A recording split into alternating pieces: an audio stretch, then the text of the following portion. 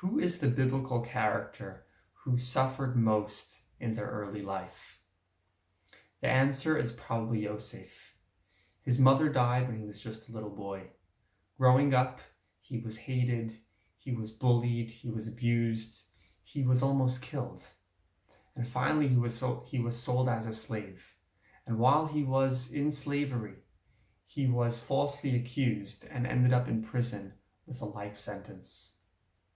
So Yosef had every reason and every right to be withdrawn, to be depressed, sad, and consumed with self-pity.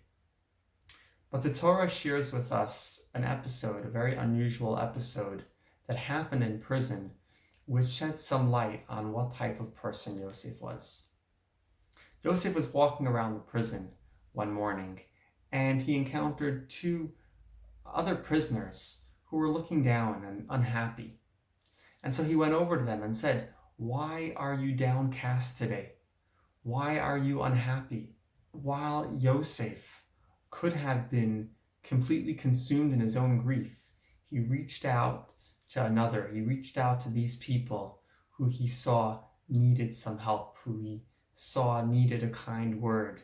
Ultimately, this act of caring and this act of reaching out, this act of love, led to Yosef's freedom and also a salvation for the entire region, as we see in the continuation of the story.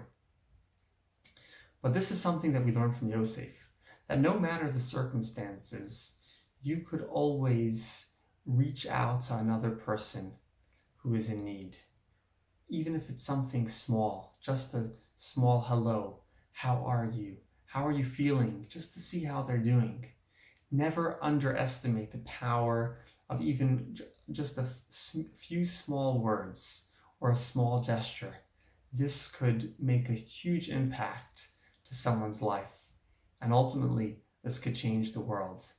And in the end, this will help you as well.